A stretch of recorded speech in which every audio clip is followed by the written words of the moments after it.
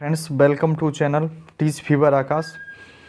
आज की यह प्रथम क्लास है और यह सामान्य हिंदी की एमसीक्यू क्लास होने वाली है। और इस क्लास में जो मुख्य उद्देश्य है वो यही है कि मतलब पेपर को लेके क्या एनालिसिस होनी चाहिए और हिंदी के जो प्रश्न आते हैं उनको कैसे अटेम्प्ट करना चाहिए जिससे लगभग सर्वाधिक प्रश्न सही हों।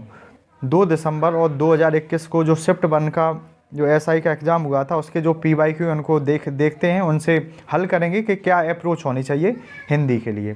तो बढ़ते हैं। तो यूपीएसआई 2025 अंतिम रिवीजन क्लास अंतिम समय के लिए जिससे बेहतर तरीके से रिवीजन हो पाए यह प्रारंभ हो चुकी हैं। नाम क्या है? टीच फीवर आकाश। और क्लास अच्छी लगती है तो चैनल को सब्सक्राइब करिए। तो बढ़ते हैं, एक बार ज़रूर विजिट करके ज़रूर जाइए और बिल्कुल देखिए कि कैसे ज़्यादा अंक लाए जा सकते हैं। तो सर्वप्रथम जैसे देखा जाए तो यहाँ जो पहला प्रश्न दिया गया है वह है कर्म कारक का चिन्ह कौन सा है। यानी कि प्रश्न जो है वह है कर्म कारक का चिन्ह कौन सा है। अब सर्वप्रथम क्या याद रखा जा सकता है कि कर्म कारक का चिन्ह कौन सा है। ऑप्शन जो दिए गए हैं वह हैं ए ऑप्शन को है, दूसरा ऑप्शन ने है, सी ऑप्शन है से और डी ऑप्शन है मैं। तो जब ऐसे प्रश्न आते हैं तो ऐसी स्थिति में क्या करना चाहिए? तो क्या होता है, कारक याद होने चाहिए।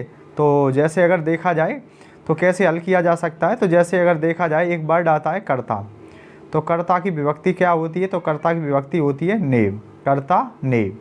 कर्ता के बाद क्या होता है? कर्म को, कर्ता ने कर्म को। इसके बाद देखा जाए करण से, करण में किसका प्रयोग किया जाता है? से का प्रयोग करते हैं। जबकि देखा जाए नेक्स्ट वर्ड आता है अपादान। अपादान, अपादान में भी से का प्रयोग करते हैं लेकिन इसका प्रयोग होता है अलगाव के लिए, अलगाव के लिए होता है। इसके बाद देखा जाए संबंध, तो संबंध में किसका प्रयोग होता है? काकी के का, संबंध में प्रयोग होता है काकी के का। इसके बाद देखा जाए अधिकरण, अधिकरण की बात की जाए तो अधिकरण में प्रयोग होता है मैं और पर का, अधिकरण में प्रयोग होता है मैं और पर का। जबकि इसके बाद देखा जाए जैसे आ जाए संप्रदान, तो संप्रदान में प्रयोग किसका होता है? के लिए होता है। जो 8वां होता है वह होता है इनकी संबोधन। तो संबोधन में जो प्रयोग किया जाता है, तो संबोधन में जो प्रयोग करते हैं तो उसका होता है हे राम। तो एक बात ये यहाँ से समझनी है, यानी कि अगर देखा जाए अब ऑप्शन को देखते हैं कि यहाँ पर पहला कर्म कारक का चिन्ह कौन सा होगा। तो इसलिए याद रखिएगा कि जो को दिया गया है यह राइट हो जाएगा, क्योंकि कर्म कारक का ये चिन्ह लिखा हुआ है, ये क्या है? तो कर्म कारक का क्या है? को।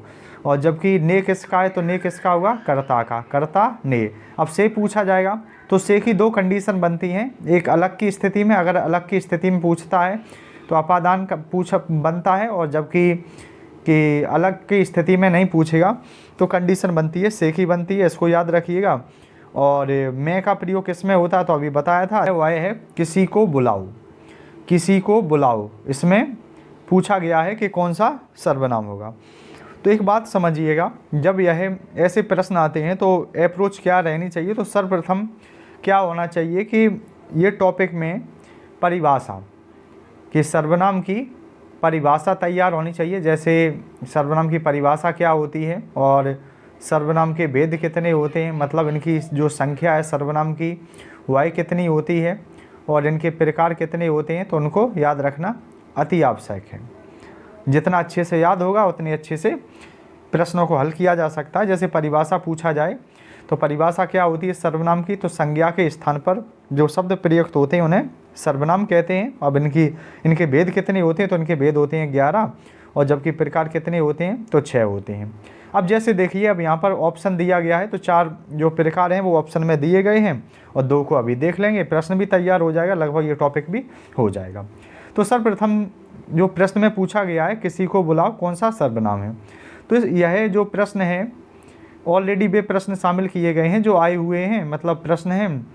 तो सर्वप्रथम जो पहला ऑप्शन है उसमें जो ऑप्शन दिया गया है वह है अनिश्चयवाचक सर्वनाम।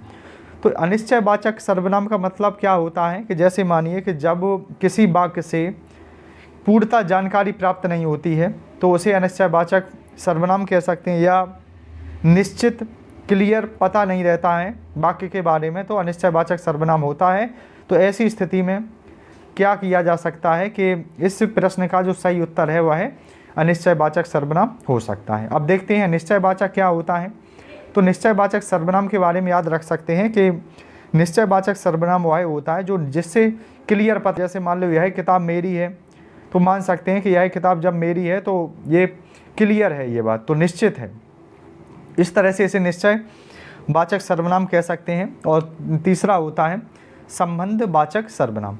तो संबंधवाचक सर्वनाम क्या होता है कि संबंधवाचक सर्वनाम उसे कहते हैं कि जैसे मानिए दो वाक्य हैं और उनका आपस में रिलेशन हो। जैसे मानिए कि जैसे एग्जांपल आ जाए, जो आया सो जाएगा, जो आया सो जाएगा। अब देखिए कि अब एक जो वाक्य है, पहला वाक्य है, यह दूसरे वाक्य पर डिपेंडेंट है। तो एक ये पहचान भी याद रख सकते हैं कि जो पहला वाक्य और दूसरा वाक्य होगा ये एक दूसरे के डिपेंडेंट होते हैं, और जो सो की बात की जाती है, जैसा वैसा आ जाए तो उसको संबंधवाचक सर्वनाम कहते हैं। इसके बाद देखते हैं चौथे ऑप्शन को देखते हैं। तो जो चौथा ऑप्शन है वह है पुरुषवाचक सर्वनाम। वह क्या है? पुरुषवाचक सर्वनाम। तो पुरुषवाचक सर्वनाम को डिवाइडेशन इनटू 3 पार्ट्स, यानी कि उत्तम, मध्यम और अन्य। उत्तम, मध्यम और अन्य।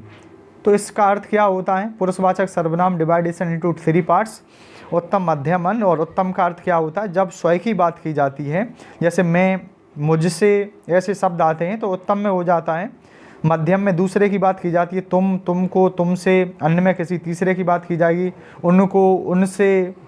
तो ऐसे शब्दों को याद रखिएगा। और जबकि 2 सर्वनाम और होते हैं जिसमें याद रखिएगा, एक होता है प्रश्नवाचक सर्वनाम, एक होता है प्रश्नवाचक सर्वनाम। तो प्रश्नवाचक सर्वनाम में क्या याद रखना होता है? तो याद रखिएगा प्रश्नवाचक सर्वनाम में जिसमें प्रश्नवाचक चिन्ह लगा होता है अंत में, और जो वाक्य होगा और वाक्य के प्रारंभ में या मध्य में प्रश्नवाचक शब्दों का भी प्रयोग किया जाता है, जैसे क्या, कैसे, किन को, किन से, क्यों। ऐसे शब्द जब आएंगे तो उन्हें प्रश्नवाचक सर्वनाम कह सकते हैं। और जबकि नेक्स्ट सर्वनाम होता है जिसका नाम है निजवाचक सर्वनाम। नाम क्या होता है? निजवाचक सर्वनाम।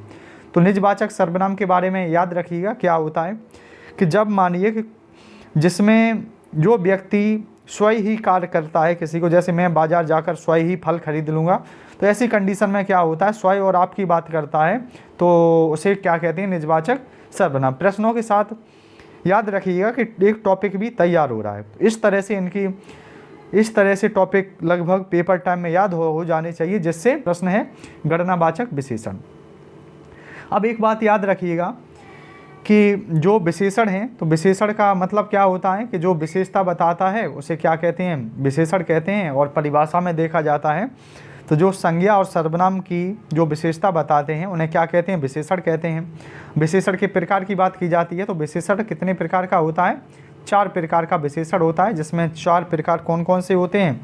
तो याद रखिएगा कि संख्यावाचक विशेषण होता है, संख्यावाचक विशेषण एक होता है संख्यावाचक विशेषण।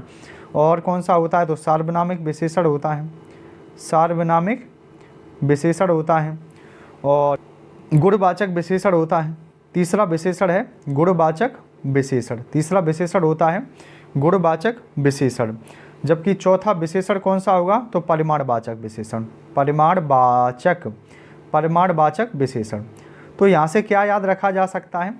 तो एक बात याद रखिएगा, जो विशेषण में 2 एक सरल रूप में देखे जाते हैं। जैसे संख्या की जहाँ बात की जाएगी, जहाँ संख्या लगी होगी तो एक आकलन कर लिया जाता है कि संख्यावाचक विशेषण होगा। और परिमाणवाचक भी एक तरह से आसानी होता है कि जहाँ माप तौल की बात की जाएगी, जहाँ माप तौल की बात की जाएगी, जैसे 10 किलो आटा, 20 किलो गेहूँ और 1 लीटर पानी, इस तरह के अगर वर्ड आ जाते हैं तो ऐसी स्थिति में मानिएगा कि परिमाणवाचक विशेषण है।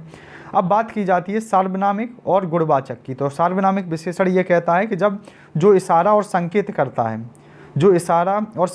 है, जैसे एग्जाम्पल में आ जाए कि वह खंबा गिर जाएगा, तो ऐसी स्थिति में क्या हो रहा है कि मतलब एक संकेत किया जा रहा है तो हम मान सकते हैं कि वहाँ पर कौन सा होगा, सार्वनामिक विशेषण है। जबकि गुणवाचक क्या होता है, तो गुणवाचक हम कह सकते हैं गुण, दशा, भाव। जब जैसे मानिए किसी व्यक्ति का अगर गुण बताया जा रहा है, जैसे वह ईमानदार है, सुंदर है, तो ये क्या कह सकते हैं, गुणवाचक विशेषण है। अब देखिए जो यूपीएसआई में जो पीवाईक्यू में प्रश्न आया हुआ है जिसका नाम है गणनावाचक विशेषण, तो यहाँ पर क्या याद रखिएगा कि गणनावाचक जो विशेषण पूछा गया है, अब क्या होता है, ये 3-4 ऑप्शन दिए गए हैं, 3, तीसरा, तिगुना और तीनों। अब यहाँ पर याद रखिएगा कि संख्यावाचक है उसको कई प्रकारों में बांटा जाता है, तो उसको देखते हैं। अब देखा जाए याद कैसे रखिएगा, जैसे मानिए कि कभी पूछा जाए गणनावाचक, गणनावाचक पूछा जाए तो गणनावाचक को गिनती से याद रखिए। गिनती क्या होती है, तो 1 होती है, 2 होती है, 3, 4, 5, 6, ऐसा क्रम आगे बढ़ता चला जाएगा, उसे हम क्या कह सकते हैं, गणनावाचक विशेषण। अब बात की जाती है कि जैसे आ जाए पहला, दूसरा, तीसरा, चौथा, पाँचवा, छठवां, तो ऐसी स्थिति में वह विशेषण क्या होगा, क्रमवाचक, वह उसका नाम क्या होगा, क्रमवाचक संख्यावाचक विशेषण। इसके बाद आता है गुना। तो याद रखिएगा जहाँ पर गुना लग जाता है, जब किसी ऑप्शन में या संख्यावाचक में जब गुना लग जाएगा तो याद रखिएगा उसे कहते हैं आवृत्तिवाचक। क्या कहते हैं, आवृत्तिवाचक विशेषण। जब बात की जाएगी तीनों, तो तीनों में क्या हो रहा है, एक समुदाय की बात की जा रही है, एक परिवार की बात की जा रही है, तो इसे कह सकते हैं समुदायवाचक विशेषण। समुदायवाचक विशेषण। तो सभी छात्रों से अपील है कि वह मतलब जैसे ये मानिए कि इसका रिपीटेशन कई बार हिंदी में होता है, तो इसको नोट भी करते चलें जिससे कोई गलतियाँ दोबारा ना हो। तो याद रखिएगा यह संख्या जो वाचक विशेषण था उसी का एक प्रकार है, उसी को डिवाइडेशन किया जाता है, तो उसको याद रखिएगा। आगे बढ़ते हैं नेक्स्ट प्रश्न की ओर। नेक्स्ट प्रश्न है छलिया। तो छलिया में कौन सा प्रत्यय है ये पूछा गया है। तो सर्वप्रथम समझना होगा प्रत्यय होते क्या हैं। तो प्रत्यय की एक परिभाषा होती है कि जैसे मानिए कि जैसे मानिए कोई शब्द है और शब्द के बाद का जो शब्द बचता है, यानी कि शुद्ध शब्द निकालने के बाद जो बचता है, तो उसे प्रत्यय कह सकते हैं। यानी कि जो शब्द जो प्रमुख शब्दों के जो पीछे लगते हैं उन्हें प्रत्यय कहते हैं। प्रत्यय डिवाइडेशन इनटू 2 पार्ट्स, यानी कि प्रति प्लस देखो अगर देखा जाए तो प्रत्यय डिवाइडेशन इनटू 4 पार्ट्स, यानी कि इनको 4 भागों में बांटा जाता है। पहला को संस्कृत के प्रत्यय होते हैं, हिंदी के होते हैं, और आगत यानी कि ऐसे शब्द जिसमें विदेशी शब्दों को शामिल किया जाए, और चौथा प्रत्यय होता है ई प्रत्यय। तो यहाँ से प्रश्न क्या है, छलिया शब्द में प्रत्यय पूछा गया है। तो अभी परिभाषा बताई गई थी कि जो शुद्ध शब्द बचेगा, जैसे मानिए यहाँ पर छलिया लिखा हुआ है, तो अगर इसमें कोई वर्ड निकालेंगे तो छल निकलेगा। क्या निकलेगा, छल। अब छल के बाद देखिए अब इसमें बचा क्या, छोटी की मात्रा बची, और तो छोटी की मात्रा बचेगी तो क्या हो जाएगा, ईया। बस इसे याद रखने हैं, शुद्ध शब्द क्या हो जाएगा, ईया, जबकि आया और बया ये रॉन्ग हैं। तो बढ़ते हैं नेक्स्ट प्रश्न की ओर। नेक्स्ट प्रश्न है पुत्र शोक में समास है। पुत्र शोक में समास है। तो देखिए पुत्र शोक में समास पूछा गया है, तो जब ये प्रश्न आते हैं तो ऐसी स्थिति में क्या याद रखना होता है। तो यहाँ से याद रख सकते हैं कि जो समास की परिभाषा याद रखिएगा, जैसे कि 2 शब्दों के मेल से जो परिवर्तन होता है उसे समास कहते हैं, और इनके प्रकार याद रखिएगा कि इनके प्रकार कितने होते हैं, 6 होते हैं। जबकि समास का विलोम क्या होता है, तो समास का विलोम व्यास होता है, और समास का अर्थ क्या होता है, संक्षिप्त कथन के रूप में या संक्षेपीकरण भी कहा जाता है। अब ये 6 प्रकार होते हैं, तो 6 प्रकार में याद रखिएगा, यहाँ पे लिखा हुआ है पुत्र शोक। इनके 6 प्रकारों में पहला द्वंद्व भी होता है। द्वंद्व की पहचान कैसे की जाती है, तो द्वंद्व का मतलब होता है कि जहाँ पर आ जाए विलोम शब्द, विलोम शब्द आ जाए, जैसे मान लो, और विलोम शब्दों के मध्य में क्या होगा, योजक चिन्ह होगा। जैसे मानिए अपना पराया आ जाए, और छोटा बड़ा आ जाए, घर द्वार आ जाए, माता पिता आ जाए, तो इसमें देखिए ऐसे वर्ड हैं विलोम की कंडीशन में योजक चिन्ह इसमें लगा हुआ है। तो ऐसी कंडीशन में अब ये मानिए पुत्र शोक, तो इसमें ये रॉन्ग हो जाएगा। अब आता है दूसरा जो ऑप्शन है वह है बहुब्री समास। बहुब्री समास को याद रखिएगा, जहाँ जिस समास में कोई पद प्रधान नहीं होता है और दोनों पद जो होते हैं वह किसी तीसरे की ओर इशारा करते हैं। मतलब कोई भी पद प्रधान नहीं होगा, क्योंकि जो तीसरे की ओर इशारा किया जाता है, इनकी इसका सीधा सा मतलब है इसमें भगवान की बात की जाती है। जैसे एग्जाम्पल आ जाता है लंबोदर आ जाता है, चंद्रशेखर आ जाए, चंद्रमौली आ जाए, तो इस तरह के शब्दों का प्रयोग किया जाता है। तो इस तरह से ये भी रॉन्ग हो जाएगा। अब देखा जाए कर्मधारय समास। कर्मधारय समास की परिभाषा क्या होती है कि जिस समास में विशेष और विशेषण की बात की जाए, विशेष और विशेषण, यानी कि विशेष का मतलब होता है जिसके बारे में बात की जाए, और विशेषण का मतलब कि जो विशेषता बताता है। जैसे मानिए कमल नयन है, कमल नयन है। कमल नयन में देखा जाए तो कमल नयन में जो नयन है वह क्या हो जाएगा कि विशेष हो जाएगा। नयन क्या हो जाएगा, विशेष हो जाएगा, क्योंकि जिसके बारे में बात की जा रही है तो नयन के बारे में बात की जा रही है, और नयन किसके समान है, तो कमल के समान है। तो जो कमल वर्ड है वह क्या हो जाएगा, तो ये विशेषण हो जाएगा। तो जहाँ विशेष और विशेषण की बात की जाएगी वह है कर्मधारय समास होगा। तो इस तरह से अगर देखा जाएगा कि इसका सही उत्तर क्या होगा, तत्पुरुष समास। क्या होगा, तत्पुरुष समास। जबकि दो और समास होते हैं, एक होता है अव्ययी भाव समास होता है। अव्ययी भाव समास का पहचान यही होती है कि जिस समास का पहला पद प्रधान होता है और जिस समास में शुरुआत में कुछ शब्दों का प्रयोग होता है, आ, अनु, प्रति, भर, यथा, बा, उपवे, अगर ये शब्द के आगे उपसर्ग होते हैं तो वहाँ पर अव्ययी भाव समास होता है। दूसरी कंडीशन क्या होती है कि जैसे मानिए दो शब्द हैं, जैसे साथ साथ आ जाए, हाथ हाथ आ जाए, रातों रात आ जाए, और शब्द समान और बीच में योजक चिन्ह होता है, तो ऐसी स्थिति में भी अव्ययी भाव समास होता है। छठवां समास कौन सा होता है, तो छठवां जो समास होता है वह होता है द्विगु समास। द्विगु समास में जैसे मानिए कि जिसका पहला पद क्या होता है, संख्यावाची होता है, और इसमें देखा जाए जैसे आ जाए तिरंगा आ जाए, तिरंगा में तीन रंगों का जहाँ पर वर्णन मिलता है। शताब्दी आ जाए, 100 वर्षों का समूह होता है। तो जहाँ संख्या की बात करेगा वो द्विगु समास हो जाएगा। इसके बाद बढ़ते हैं नेक्स्ट प्रश्न की ओर। नेक्स्ट प्रश्न है वर्णमाला से। तो वर्णमाला से प्रश्न है अगला। तो प्रश्न है कि किसका उच्चारण ओष्ठ से होता है। तो इसको याद कैसे रखिएगा, तो इसकी ट्रिक से याद रखेंगे। कंठ, कंठ के बाद तालु, मूर्धा, मूर्धा के बाद दंत, और दंत के बाद ओष्ठ। पूछा किससे गया है, तो ओष्ठ से पूछा गया है। तो इसके बारे में याद रखिएगा, का, चा, टा, ता और पा। अब यहाँ से लेके जो वर्ड, ये पांचों जो वर्ड हैं जो बोले जाएंगे, जैसे का, खा, गा, घा, डा, ये जो वर्ड हैं तो ये पहले ही लाइन के जो पांचों कंठ से बोले जाएंगे। अब इसमें पूछा क्या गया है, ओष्ठ, किसका उच्चारण ओष्ठ से होता है, तो ओष्ठ वाला क्या है, पा, फा, बा, भा, मा। तो यहाँ पर देखिए ऑप्शन मिल रहा है, तो इस तरह से याद रखिएगा कि इसमें सही ऑप्शन क्या हो जाएगा, पा, क्योंकि जो पा है वो किससे बोला जा रहा है, ओष्ठ से बोला जा रहा है। तो इस तरह से वर्णमाला टॉपिक याद हो जाना चाहिए। और यहाँ से क्या होता है कि 2-3 प्रश्न आते ही आते हैं, तो इसको अच्छे से तैयार करिएगा। इसके बाद बढ़ते हैं 7 प्रश्न की ओर। तो 7 प्रश्न क्या है, तो 7 प्रश्न कहता है कि राम मोहन से पत्र लिखवाता, इसमें कौन सी क्रिया है। तो सर्वप्रथम याद रखिएगा किस क्रिया क्या है। तो क्रिया के बारे में याद रख सकते हैं कि क्रिया का मतलब होता है किसी कार्य का होना या करना, क्या कहलाता है, क्रिया कहलाता है। जबकि देखा जाए क्रिया की बात की जाए तो क्रिया के जो भेद होते हैं वह होता है सकर्मक और अकर्मक। सकर्मक का मतलब होता है कि जिसमें कर्म की बात की जाए, जैसे राम पत्र लिखता है तो उसमें पत्र क्या हो जाएगा, कर्म हो जाएगा, और जबकि राम लिखता है तो अकर्मक क्रिया हो जाएगी, इसमें कोई क्रिया का उल्लेख नहीं मिलता। जबकि क्रिया के प्रकार या भेद होते हैं वह होते हैं 6। तो देखते हैं कि प्रश्न आया हुआ है राम मोहन से पत्र लिखवाता है, और याद रखिएगा कि ऑप्शन क्या क्या दिए गए हैं। तो देखते हैं ऑप्शन से। तो पहला ऑप्शन दिया गया है संयुक्त क्रिया का। तो संयुक्त क्रिया तो जैसे मान लीजिए एग्जाम्पल में आ जाए, जैसे तुम खेलते कूदते रहते हो, तो खेलना कूदना का मतलब क्या है कि यहाँ पर संयुक्त क्रिया है। यहाँ पर कैसी क्रिया है, संयुक्त क्रिया है, क्योंकि खेलना कूदना क्या हो जाएगा, संयुक्त क्रिया। दूसरा जो ऑप्शन दिया गया है पूर्वकालिक क्रिया। पूर्वकालिक क्रिया का मतलब होता है कि जैसे मान लो कोई कर्ता या कोई व्यक्ति मतलब एक कार्य को फिनिश करके दूसरा कार्य करता है तो उसे पूर्वकालिक क्रिया हो जाती है।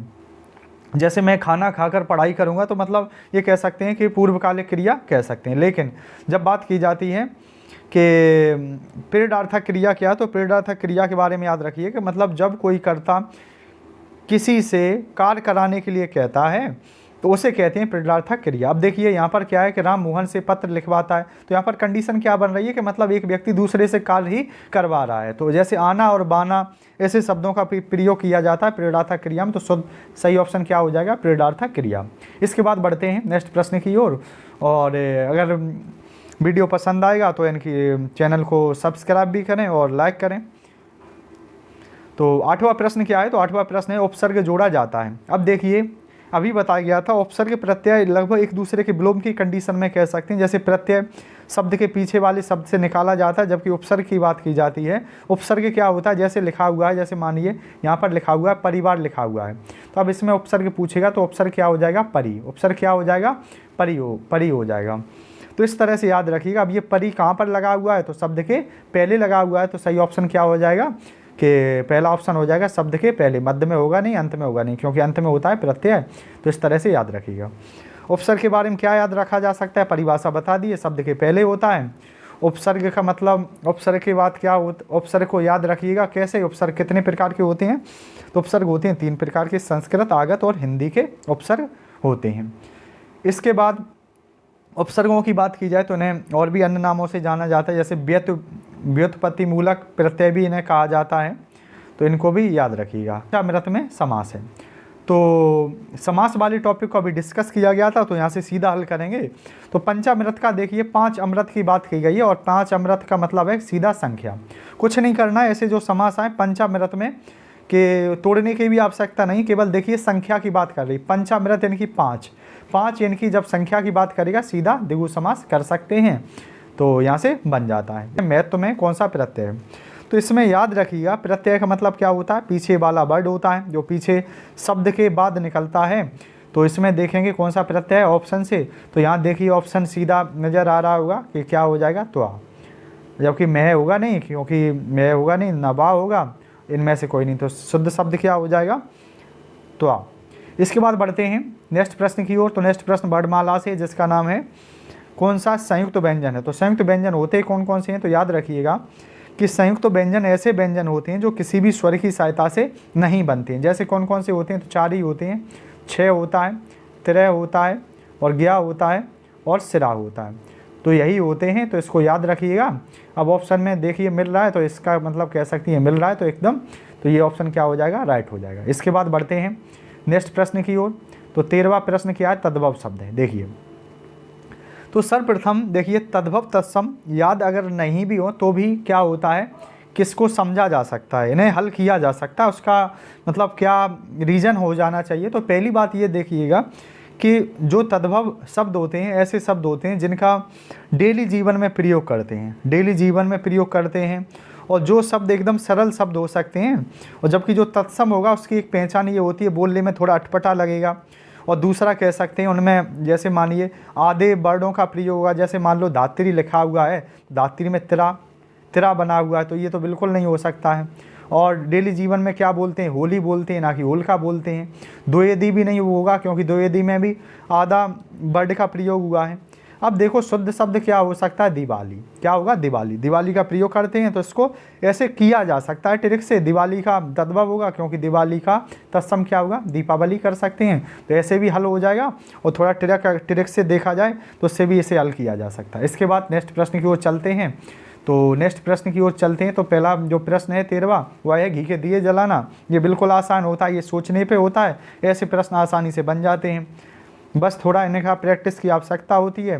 तो विवाह करना तो बिल्कुल नहीं होगा, ना उत्सव मनाना होगा, दिवाली मनाना भी नहीं होगा। तो इसका सीधा सा मतलब ये है कि अप्रत्याशित लाभ हुआ, लाभ की वजह से व्यक्ति प्रसन्न है, इस वजह से वह घी के दिए जला रहा है। इसके बाद देखा जाए नेक्स्ट प्रश्न फिर वर्णमाला से आया है, और इस बात को याद रखिएगा, ये जो जितने भी प्रश्न जो MCQ फॉर्मेट में हैं, ये पेपर में आए हुए प्रश्न हैं जो आ चुके हैं, 2021 का ये पेपर है। तो देखिएगा ऐसे ही प्रश्न फिर दोबारा आने वाले हैं, रिपीटेशन होता ही होता है। तो अप्रोच यहाँ से सीख सकते हैं किस तरह से प्रश्नों को हमें हल करना है। तो प्रश्न क्या पूछा गया है, भाषा की सबसे छोटी इकाई क्या है। तो सर्वप्रथम याद रखिएगा कि भाषा की जो सबसे छोटी इकाई क्या होती है, ध्वनि या वर्ड, ध्वनि या वर्ड। इसके बाद क्या होता है, द्वितीय स्थान पर आता है अक्षर, अक्षर के बाद आता है पद आता है, पद के बाद आता है पदबंध, पदबंध के बाद उपवाक्य आता है, और उपवाक्य के बाद आता है वाक्य। ये पूरी श्रेणी कंप्लीट हो जाती है। अब पूछेगा जैसे कि बताइए भाषा की सबसे छोटी इकाई कौन सी है, वर्ड, वर्ड के बाद उससे बड़ी इकाई कौन सी है, अक्षर, अक्षर के बाद उससे बड़ी इकाई पद है, उसके बाद बड़ी इकाई पदबंध है, उसके बाद बड़ी इकाई उपवाक्य है, और उपवाक्य के बाद बड़ी इकाई क्या है, वाक्य है। तो भाषा की सबसे बड़ी इकाई क्या होगी, तो वाक्य हो जाएगी, जबकि सबसे छोटी इकाई तो क्या है, वर्ड ही है। इसके बाद देखते हैं 15वां और अंतिम प्रश्न की ओर चलते हैं। और यह केवल क्लास का मुख्य उद्देश्य यही था कि अप्रोच हमारी क्या होनी चाहिए प्रश्नों के लिए, कैसे हल करना चाहिए। और आगे की क्लास होंगी तो लगभग 40 जो प्रश्न हैं हल किया जाएगा, और किस तरह से 40 में से 40 प्रश्न अच्छे से हल किए जा सकते हैं।